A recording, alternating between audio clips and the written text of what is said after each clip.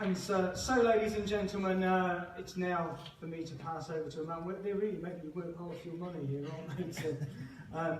Our guest speaker for the evening is Tim Wotton. Born in 1971, Tim has lived in South London for the last 20 years and is married to Katie with a son Felix.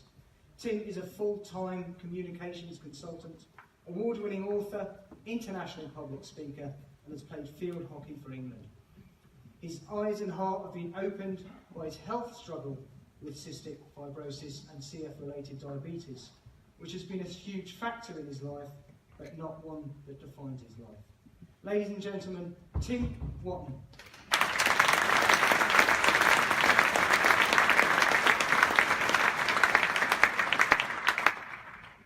Thank you very much, Paul. Also want to extend a thank you to the Sports Commission, also to Mike Reed, and also Karen Blanchford of the Guernsey Disability Alliance. I'm not going to hold up the rest of the awards too long, but my speeches are always interactive, and I'll keep you awake, I'll keep you engaged, I'll make you laugh, I'll make you think, may even make you cry. We'll see how that goes. I'm actually delighted to be here in Guernsey. I was last here in the 1980s with my family. I remember the bays, it was a warm summer, the Petit-Bow Bay. It seems it's still a beautiful island. I'm happy to be anywhere, to be honest. As you saw in the video, I didn't expect to live long enough to think that I could be somewhere like here with the likes of your dear selves at such a great event. Now, if you're looking at me and you're thinking, that guy doesn't look sick, my answer to you is, due to sport and exercise all my life, I look this well. It transcends my life, and it probably transcends most of your lives, and we're going to talk about that later. I'm actually delighted. I looked through all the different nominees, all the different array of different sports. Absolutely delighted that all the array of different sports are here on show. I could name them all, and I thought actually it'd take me ages going through them all. So I'm actually delighted that they're all referenced. I'm going to talk to you about my illness, cystic fibrosis and diabetes. I'm going to talk to you about how I fight back. I'm going to talk to you about what commitment looks like, how I give back. I'm also going to talk about the gift that we all have. Every single one of us has a gift. And I'll tell you what that is later. And lastly, I'll talk about our combined legacy. Because I'm an interactive speaker, I'm going to ask you questions as well. I'm going to keep you engaged. Now, I'd like you to put your hand up, please, if you've heard of cystic fibrosis, my illness. Please put your hand up. Keep your hand up. If you could stand up here and do a 1-minute speech about what CF is. I'm not going to ask you to do it, by the way. I'm just keen to know. Mike Reed's hand must be up. Karen's up. That's not unnormal. The words cystic and fibrosis really don't tell anybody who is not medical or got the condition much about it. But I defy you to leave today without not knowing a lot more about CF, and I ask you to tell your friends and family about it.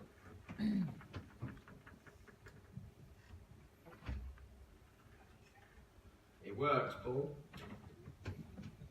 So, the video referenced that I had a life expectancy of 17 when I was born in 1971. It's a recessive genetic condition, cystic fibrosis. Both my mum and dad had the defective gene they didn't realise. I then was that 1 in 4 chance to have the illness. My elder brother, he is a carrier, and I've got a twin brother. He doesn't look like Heston Blumenthal, if we're unidentical, and he is not even a carrier. He's even got good eyesight, he got away with everything. But yeah, so 1 in 4 chance, I was that person. What does it affect? It affects some very crucial organs, affects the pancreas, the lungs. For those that have heard of it, you probably think something similar to asthma affects the lungs. Synonymous with cystic fibrosis is a production of heavy mucus. The lungs are permanently have an infection. People here this time of year, you must have had a cold, or know people have had a cold, and then they'll complain, oh, I couldn't stop coughing last night, and it goes away after about 2 weeks. That 2 weeks is a CF life. It doesn't go away. It's always there. That sounds a bit like fungus the bogeyman, I'm sorry, but it's a grim illness. And the mucus keeps on coming. Remember those birthday cakes with the candle? You blow it out, it comes back on. That's CF. The mucus keeps on coming, and it ruins the lungs. There are about 10,500 people in the UK with cystic fibrosis, and there are people on these islands with cystic fibrosis. It's not a one-size-fits-all. You couldn't say, well, that person's got CF and that's similar to that person. All very different. There's over 1,000 mutations of CF. Makes it sound like X-Men. We're not. The average survival when I was born was 17. It's now hovering around the 40 mark. So it's going in the right direction. I'm 46, I'm going ahead of it. And I hope to keep staying ahead of it. It's a killer. My veneer is healthy. Let me disabuse you of the notion that this is an easy illness. I've lost many, many friends that I've had to say goodbye to. That's a lot. Imagine if you put yourself in my shoes, you knew that many people with your condition that have passed away and you're still going strong, or not. It takes its toll.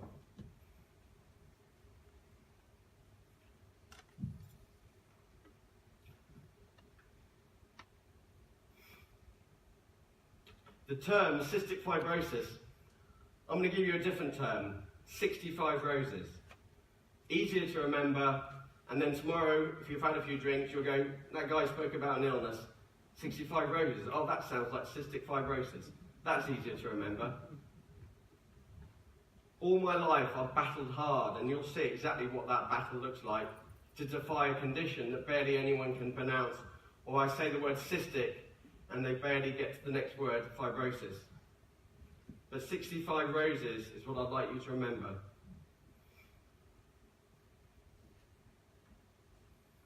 Every single day looks like this to me.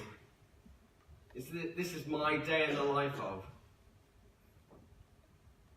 Before I even go downstairs, I'm taking meds. Before I can even have my first cup of green tea, I'm taking meds. After breakfast, before breakfast, even get to lunch, throughout the day, systematically. If there was an Olympic sport for pill taking, I'm in it. I'd be representing Great Britain. In fact, as people with cystic fibrosis, we reckon we can take the most amount of tablets in one go. There's actually quite a good challenge with it.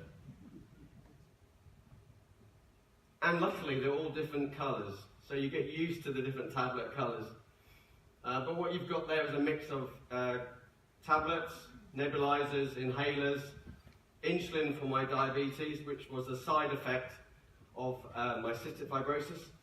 Luckily, I stayed long enough to get an illness someone had heard of with diabetes. So that's some. There's a bizarre, macabre sense of humour with people like me, that we always try and laugh off what is actually very, very harsh, but actually keeps us sane. I am utterly convinced, ladies and gentlemen, boys and girls, that this is my daily regime. This isn't just when I get bad, by the way. This is it. If I stopped this med for 2 weeks, what I call my 2 weeks notice, I would be severely ill and need to be an inpatient in hospital in just 2 weeks. That's how quickly you go under with this illness. There's not one day off. When I got married, not day off. Had to do my treatment. Christmas Day, when you really wanted to kick, there is no cure. As you can imagine, with this day in the life of, it gives you some very dark and challenging times. And actually very much every single day there's some really challenging moments that you have to overcome. You really get to know yourself 4 in the morning having a coughing fit, when you're desperate not to wake up your wife and son.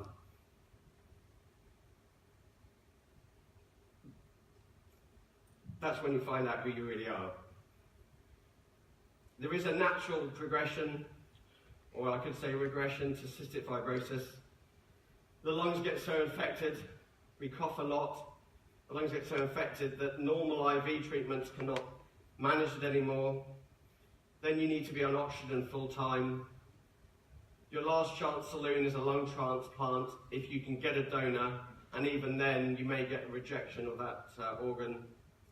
And sadly, the last resort, or the last outcome is death. As I said, I've lost so many of my friends.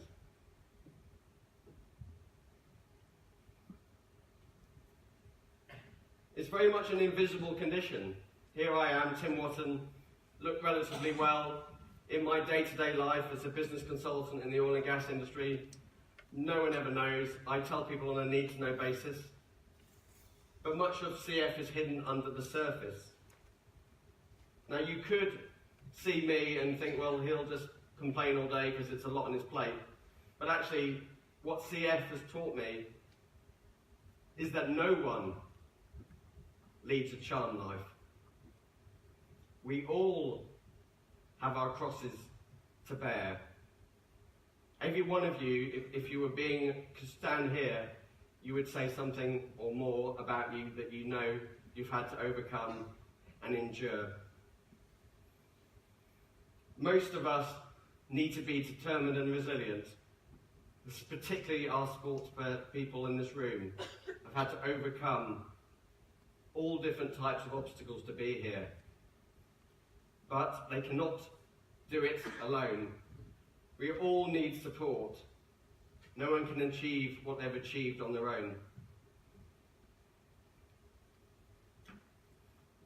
People ask me, how does that life, with the day in the life of, how does that feel? I know there's at least one boxer in the room. He'll understand this picture. It feels like being hit every single day. Now, where is that boxer in the room? Can you tell me who's fighting in this picture? Wherever you are. I'm not sure where you are, but I know there's at least one boxer in this room. There you are, my friend. Hello, how are you doing? What, tell this lovely audience who this is landing that right cross. Victor Ortiz. I knew you'd know. You got it exactly right. You'd probably tell me which round that punch landed as well. Good on you.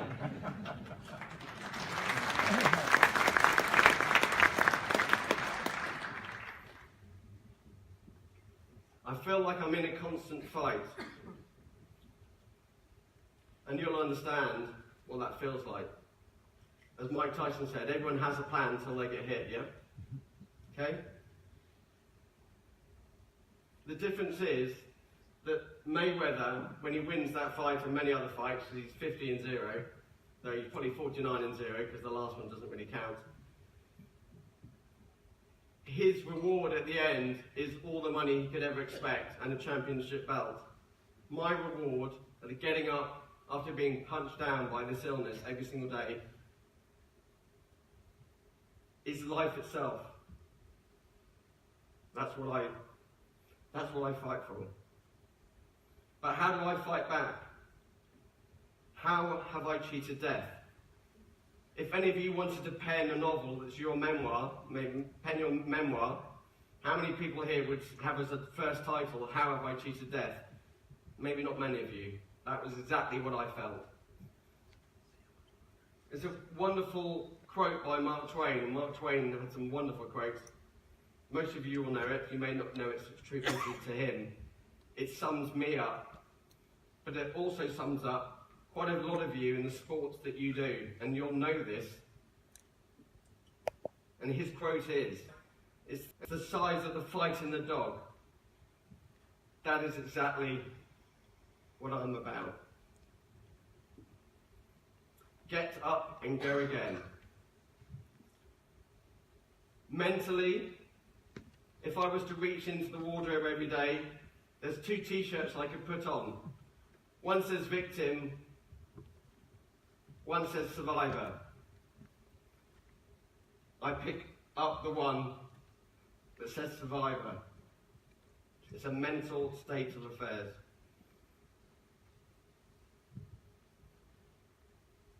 How does this fit in with sport? Well, I've got to keep getting up every day. There's a wonderful quote here from Jack Dempsey. A champion is somebody that gets up even when he can't. I wager there are sportsmen, sportswomen, boys and girls in this room who achieved what they did to be here today, and that quote would resonate with them.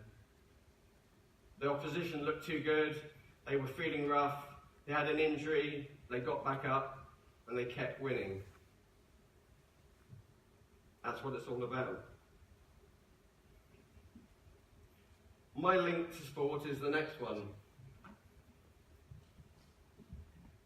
My main physical approach to surviving and enduring what cannot be cured is exercise and sport. Whether that be playing hockey, going to the gym, or running. I know that gym photograph looks like I'm not doing much, but I really was. I played hockey all my life. My father got me into it. He was my coach.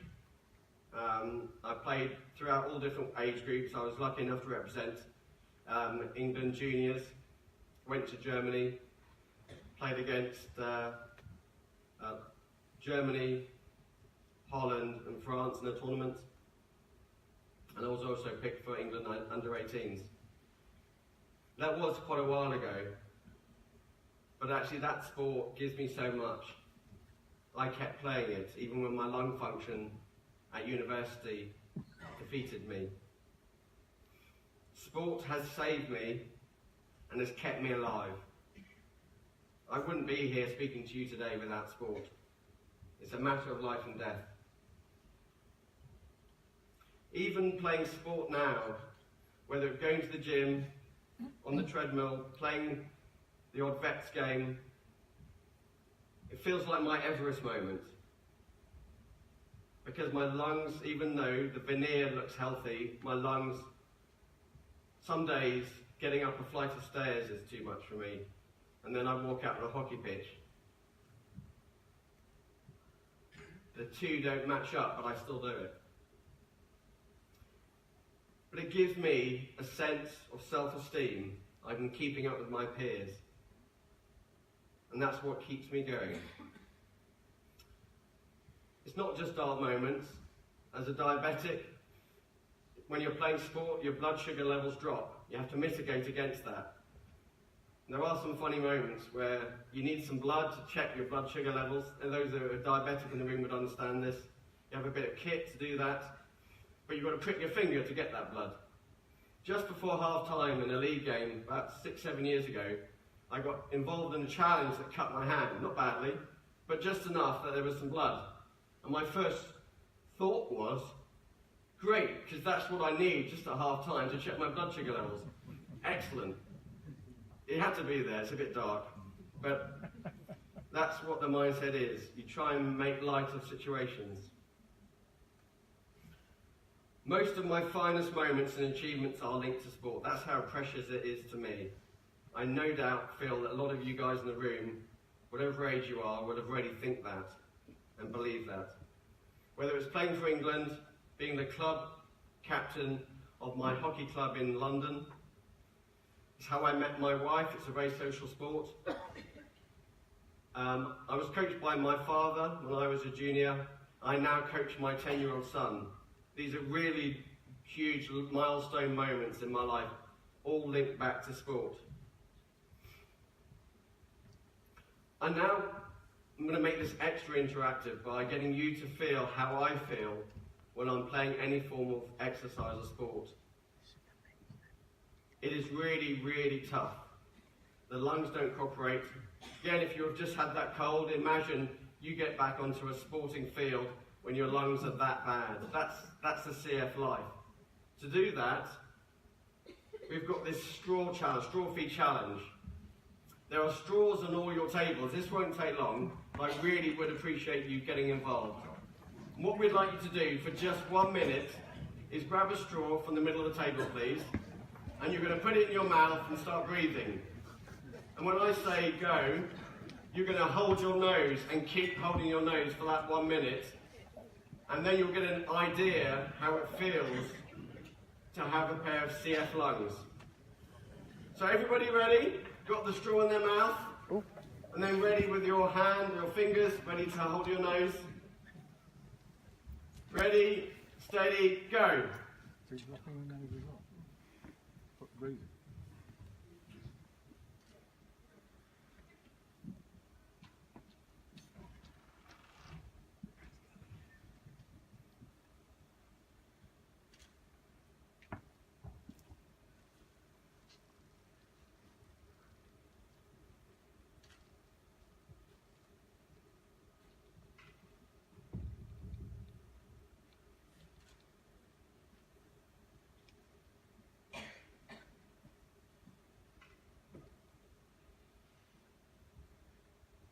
Last 15 seconds.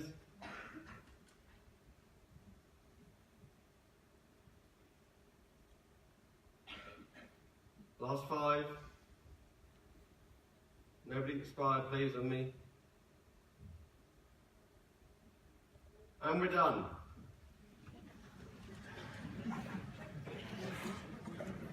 You kept going, excellent. You wanted a bit more. How did that feel? Anybody want to share? Yeah?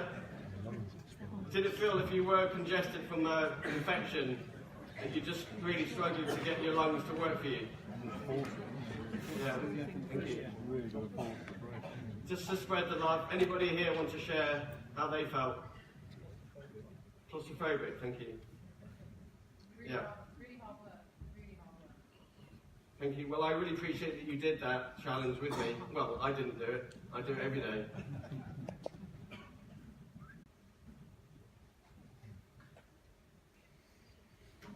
I'm now going to talk about breakthrough. I said to you in my introduction that sport transcends life. It can often be the light that breaks through the darkness. It provides all of us with an identity, purpose, and worth. And this is not just for the athletes, it's for their coaching staff, the unsung heroes. It's also for the Commission, the politicians, and the island as a whole. Sport is a huge identity for us all. Never forget that.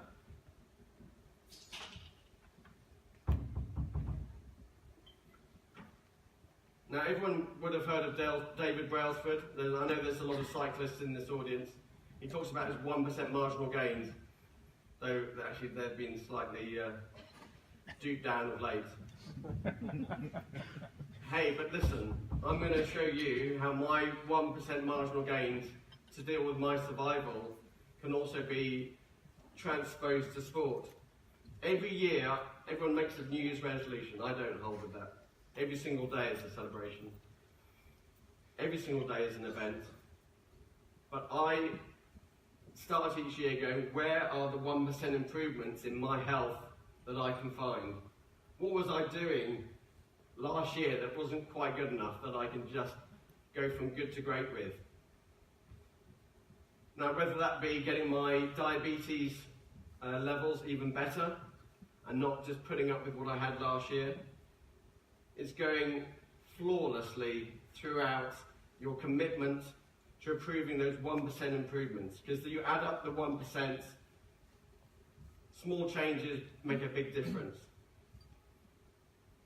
For me, with that illness, you started breathing the way I do. It's practicing and going to the gym and training when it's the last thing in the world I really want to do. And I still go and do it. For you athletes in the room, It's going the extra mile when you don't want to. Whether it be in training, when you train like it's a full match or an event, or when you're actually in a match or an event, going beyond your expectations. That personal pride that you couldn't have given anything more. We're all in this together. Commitment, again, isn't just the actual activity, it's all of you as an island in what you do together. That's the athletes, the sponsors today, the commission, the politicians, and the island as a whole. You all had to show commitment to move this forward. I asked you to. I had an epiphany that before I came 40, bearing in mind that I wasn't supposed to live to 17, and I lost a lot of friends around the 30 mark. When I got near 40, I thought, actually, this is a big thing. You know, I ought to do more with it, but I kept it to myself. I wasn't sharing. So I started with a blog, which is quite a modern way. You know, put the blog out there, see if anybody actually reads it, see if the feedback's any good. There's probably a couple of bloggers in this room. They'll understand how it feels to hit that publish button for the first time. And the feedback was great across the world. I've now had over 100,000 hits to my Postcards from Earth blog. That led me to write my book. Those that know London, there's the Underground, and there's a particular rubbish line called the Northern Line. Who here has heard of the Northern Line? I wrote this book mainly on the Northern Line. It's a great line. It's something to do. I used to commute up to Canary Wharf. I made notes every morning, Monday to Friday. If you want something, go after it. The 1%, I wanted to write that book. There was no time for it. I found time. That led to public speaking engagements like this one, being on the radio. As you can see, it's not a great image, but the one bottom right, that's Radio 4 with Asma Mir, Richard Coles. And my son, he photobombed us. That's Felix right in the middle there, my son. So very proud of him that day. But it's giving back. I was able to share my survival strategies and offer what is only a 4-letter word, but actually is important beyond belief, and that word is hope. Anybody here who transcends themselves, offers hope to others, inspires others, even often when they don't realise it. I encourage you to keep doing that. I talked to you in my introduction about a gift I had. It's not a drink at the bar, unfortunately, guys, I'm sorry. What it is, my gift to you, is 3 of them. The greatest wealth is your health. Never forget this. As soon as you forget it, something's going to come along and remind you in a harsh way.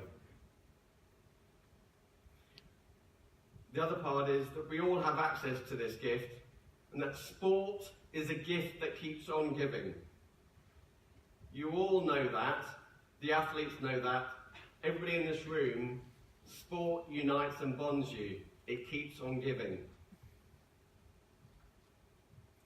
And lastly, life itself is a gift.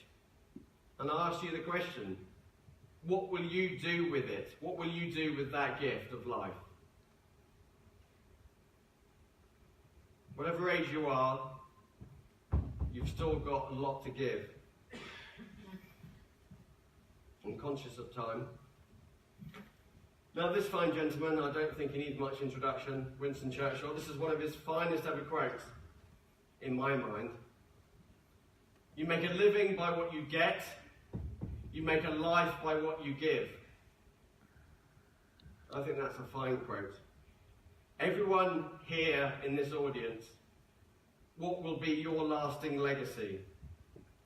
How will you wish to be remembered by your sporting involvement and deeds?